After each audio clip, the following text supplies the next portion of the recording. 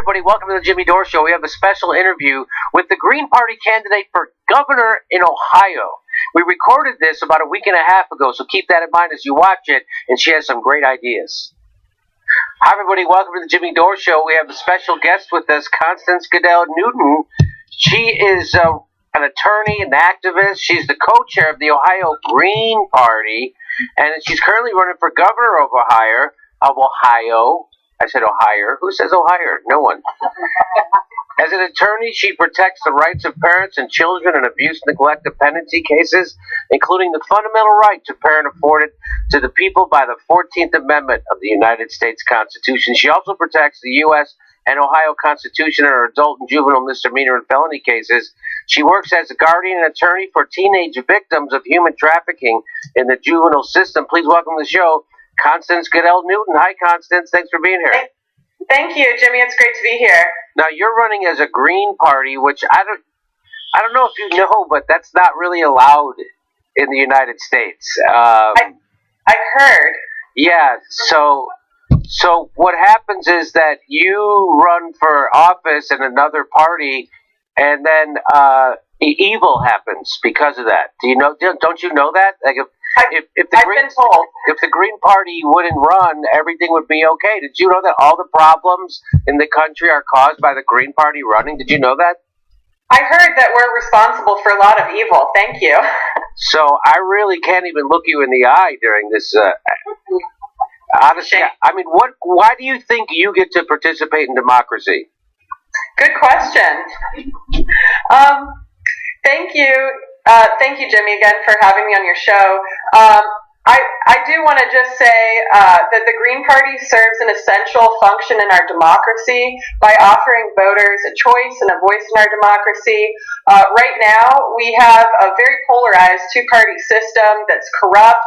We have gerrymandered districts and the party establishment choosing who the candidates are going to be instead of the people. We saw that in the Bernie Sanders election, and I see that all the time in local judges' races where the parties are getting together and deciding who's going to run an uncontested race. And because of gerrymandering, we have a system where our elected officials aren't even accountable to the people who are electing them. So I do just want to put it out there that the Green Party serves an essential function in our democracy. We are able to request recounts when there's been some type of election fraud or when we suspect that there's been fraud. And having additional parties in our democracy does serve that function, the safeguard of democracy, and also just getting our platform out there. We absolutely have a right to talk about the things that the Republicans and Democrats aren't talking about, like universal health care, like banning fracking, like ending the prison industrial complex in Ohio and in the United States. Yeah, well, I mean, sure, most people are for all those things, but if the Democrats or Republicans don't bring them up, we're not allowed to talk about. I mean, you're just not getting this. So I get, like, you think you have ideas and stuff, and you think you get to present them during an election. I just don't know how you were raised. Anyway, so what would you say? So what would you say is the biggest deficiency? What is not being talked about? Or by the way, they had the primary last night, right? Yes. In Ohio. How did that turn out? Well, we had a special election in Ohio. So Joe Manchin was our Green Party candidate in the 12th district, and we saw that it was a very split race between the Republican and Democrat, and it was a very close race. And we are just really proud of Joe and the effort that he's put forth. He has faced a lot of media suppression. He has been in one televised candidates forum, at least one, and he's really put in a huge effort getting the word out there about his candidacy, despite a media blackout, and has really worked hard for those votes. Okay, and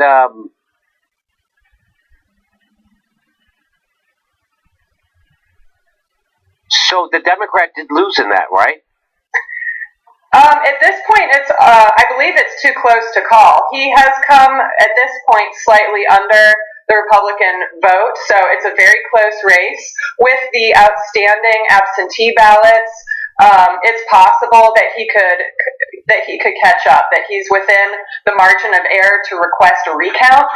And as somebody who's been involved with a party where our candidates have requested recounts in order to protect our democracy, we hope that if he wants a recount, that he will actually follow through and have the courage to request a recount in his race. So let me ask you, what would be the biggest, or what are some of the things that wouldn't be talked about in the race that you're talking about in this race? If you weren't in it, what are some of the things that wouldn't be brought up?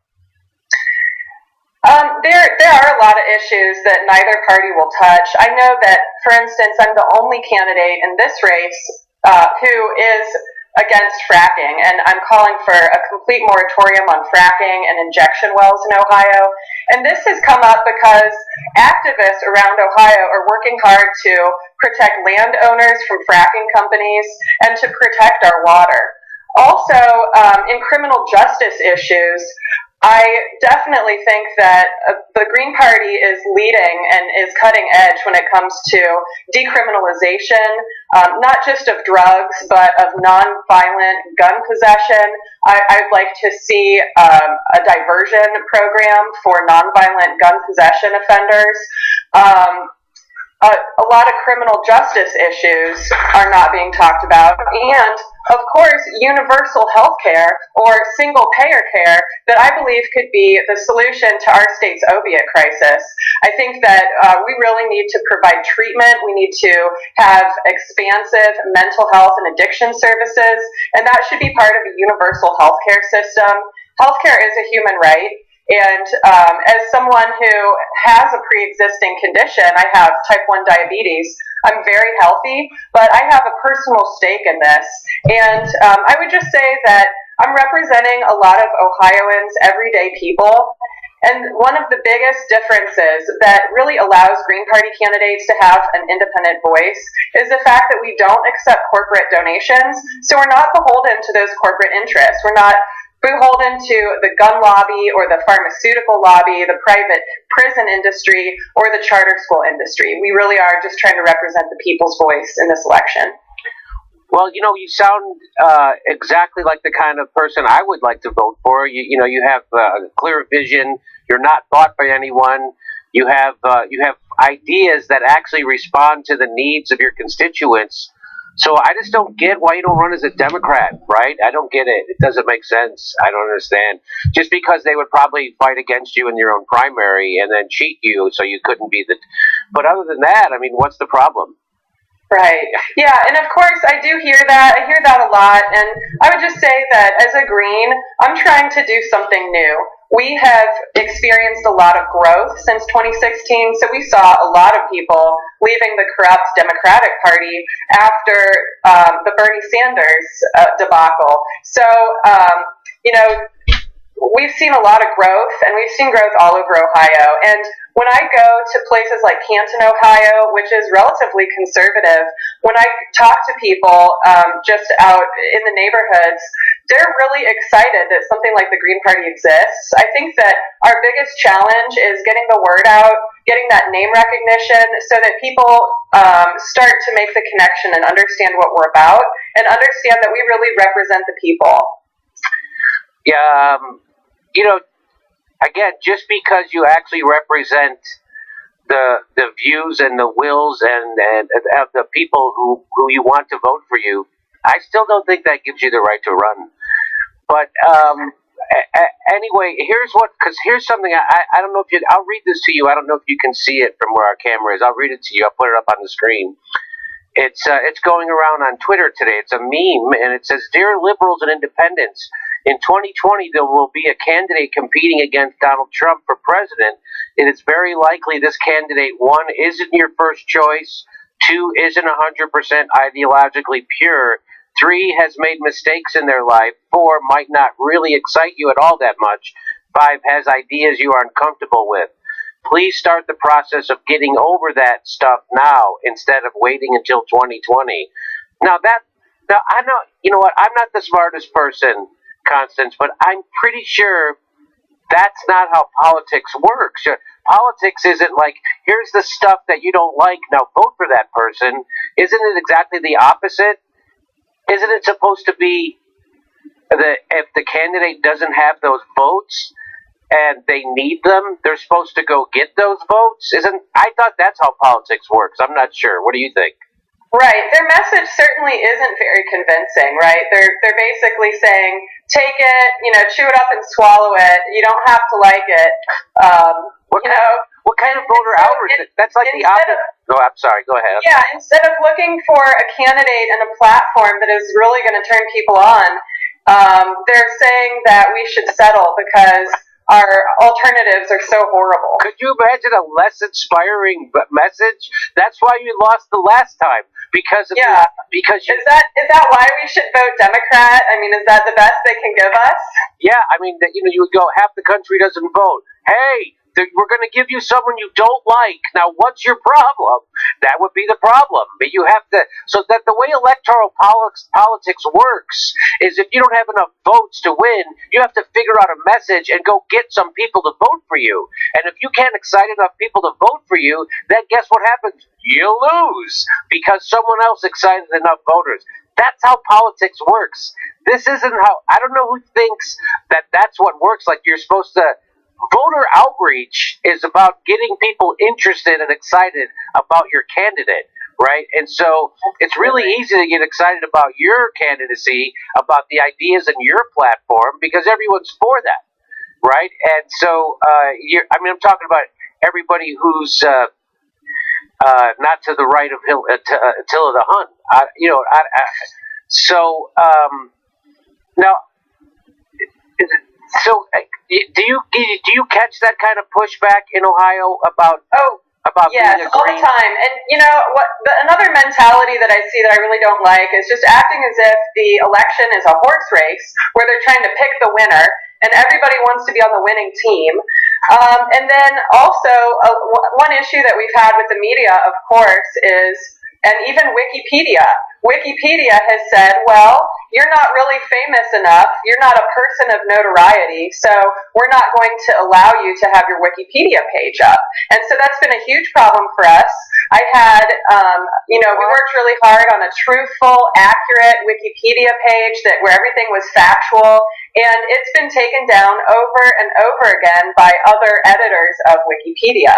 And they've even taken my photograph down next to the other candidates and really tried to take us down a notch. So when people complain, that we're running at all, basically, you also have to look at what we're up against, and this is very significant as far as the propaganda that is taking place in our election system. The suppression of these alternative voices that are speaking up about important issues that affect Americans that apparently our corporate overlords or somebody doesn't want us to hear. Okay. So we've faced a lot of those difficulties and are really trying to engage in a professional way with the media in my election. And so the Democrat in this race, they beat Dennis Kucinich, and were you surprised at who cares about that? But let me ask you this. So, I was surprised that Dennis Kucinich it wasn't a closer race. Were you surprised at that? Based on what I observed, I wasn't too surprised. And, we do so often see the trend of Democrats going further and further to the right. And that really seems to be a trend that they think in order for them Democrats to be successful, that they have to be centrist. And it's really unfortunate because I don't believe that that's what really represents the people. We already have the Republican Party to represent centrist views and right views. There's no reason for Democrats who are supposed to be on the left to keep creeping further and further to the right. But that is what we see. And that's another reason that I'm running, frankly, is just because of that conservative creep. Yeah. You mean conservative? You mean the conservative creep of the Democratic Party? That's what you mean? Yes. Okay. Well, listen. Good luck to you, and I appreciate you making time for our show. Constance Gadell-Newton. What is your website? Thank you. Yes, it's Constance Gadell-Newton. I'm running for governor of Ohio as a Green, and our website is constanceforohio.org. And we really appreciate, traffic to the website. Any donations will help us fight the two-party system and to fight for our progressive values that we're trying to get out.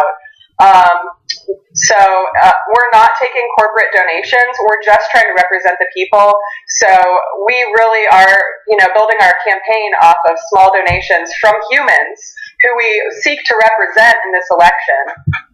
Okay. So it's constanceforohio.org. Okay. All right. Constance Gadell-Newton, thank you very much, and best of luck to you in the Green Party. Thank you so much, Jimmy. Thanks for watching. Please make sure you're subscribed, even if you think you are. You're probably not. It only takes a second to check, and then you have to ring that bell so they send you a notification when we drop a new video. Otherwise, they won't tell you when we drop new videos.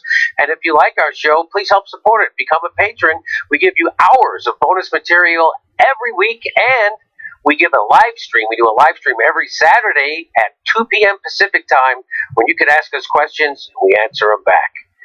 Thanks for your support.